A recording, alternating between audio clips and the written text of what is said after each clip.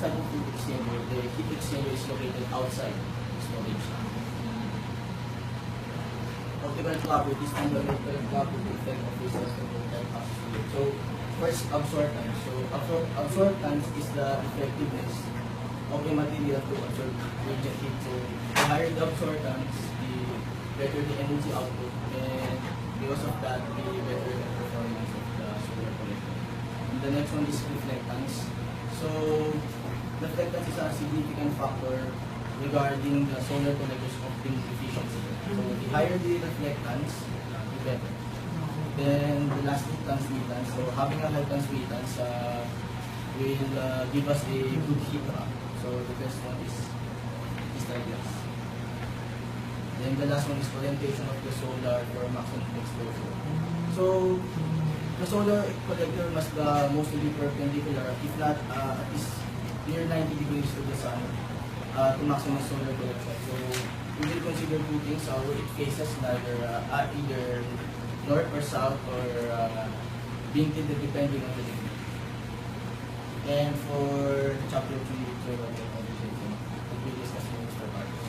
So, for chapter 3, the first theoretical considerations, the general efficiency of the collector. This will determine the effectiveness of the solar collector.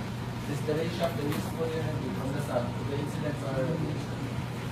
Other factors such as heat removal factor, absorptivity, and transmissivities will be considered constant. Next is the LMTD, or logarithmic mean temperature difference. This is the temperature difference of the system.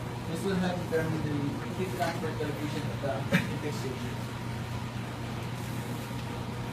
The overall heat transfer coefficient. This will help determine the effectiveness of the heat exchanger.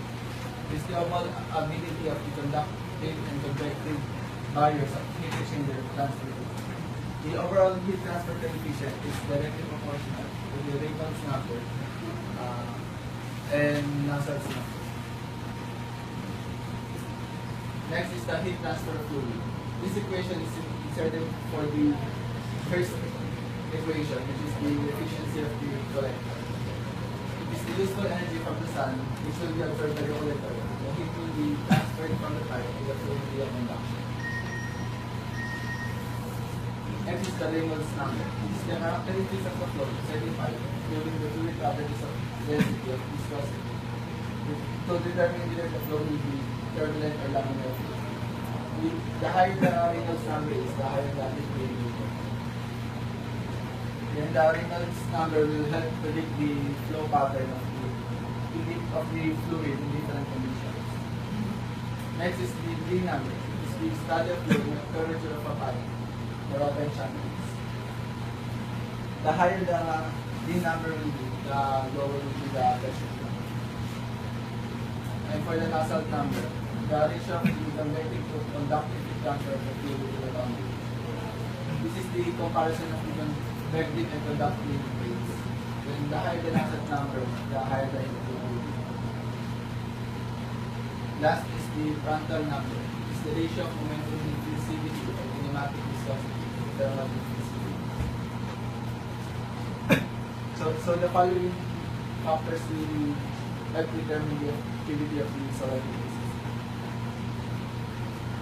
Next will be the chapter 4 methodology.